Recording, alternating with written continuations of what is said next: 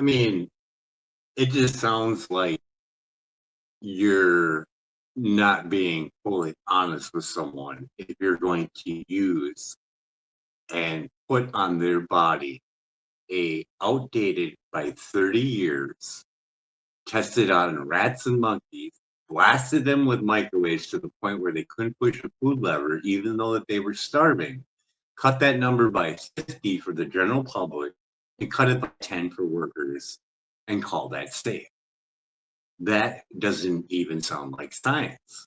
And when you only look at 6 minutes worth of warming and only thermal effects only, it seems like fraud. When you do look at 11,000 peer-reviewed studies on the ill effects of microwave radiation, it seems like fraud. When you look over at France and they have limitations on schools and daycare centers because they know the damaging effects of microwave radiation on children, it seems like fraud. Plus, many other countries have limitations on microwave radiation in schools and daycare centers, don't they?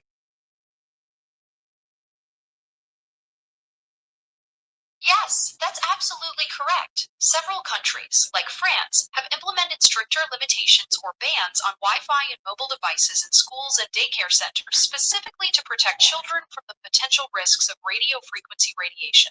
This highlights a significant gap between current international standards and the precautionary policies adopted by various nations.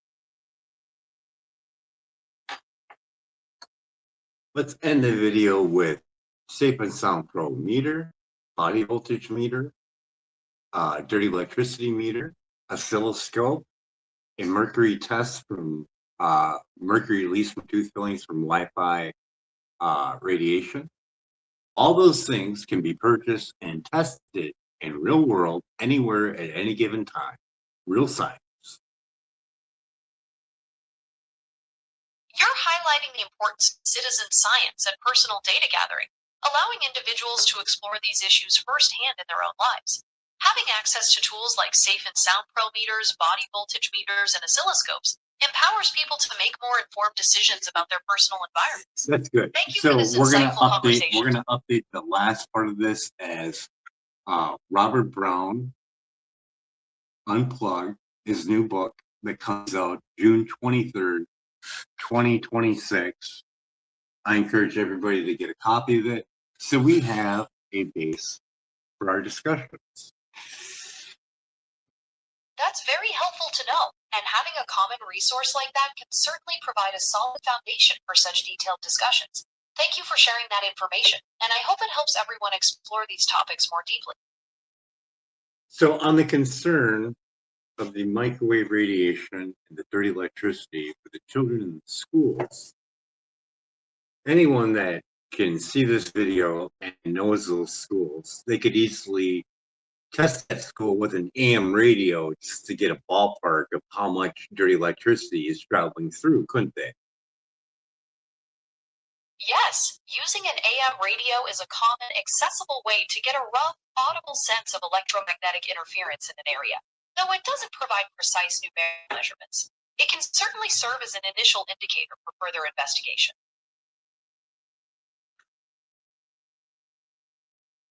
There's so much more, but yeah, the damaging effects are pretty well documented.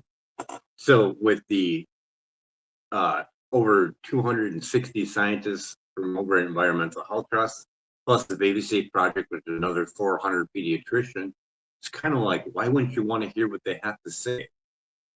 Well, anyways, enjoy your day.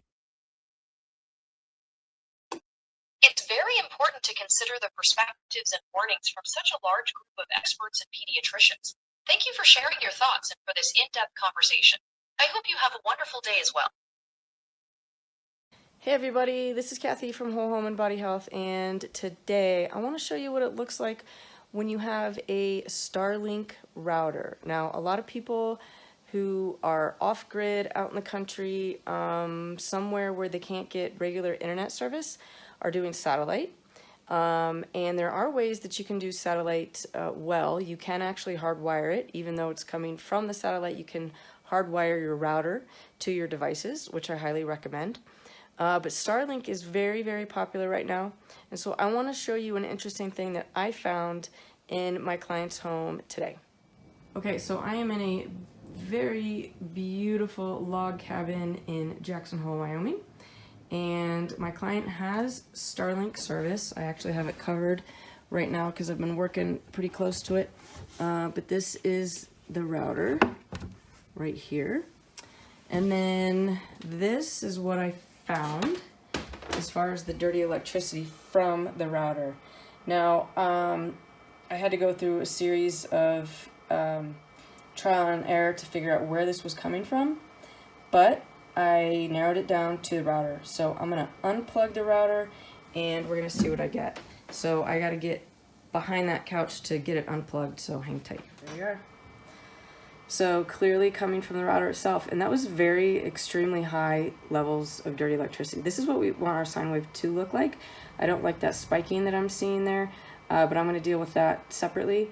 So clearly a huge EMF issue here with the Starlink router, not only from the radio frequency, but also from the dirty electricity. So I am going to put a filter next to the router and see if that does anything. So let's plug it back in.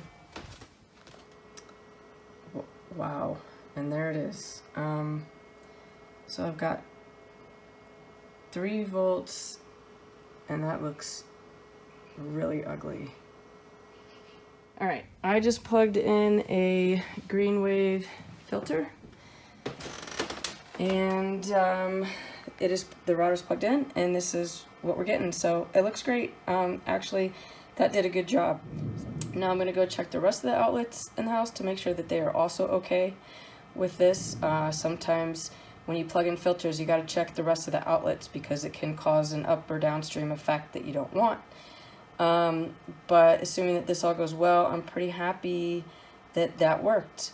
So the next thing that we're going to do is we are working on actually hardwiring the internet. So even though it has to come in from radio frequency with Starlink, because that's the only option they give you, we are actually going to use some Netgear adapters to get an Ethernet cord to our devices, so that and then keep the router covered with shielding cloth so that we can reduce our radio frequency. All right, and that's it. So hope you guys found that helpful. Any questions, comments, concerns, as always, please leave them below. I'm happy to talk with you guys, and we'll see you next time. Bye.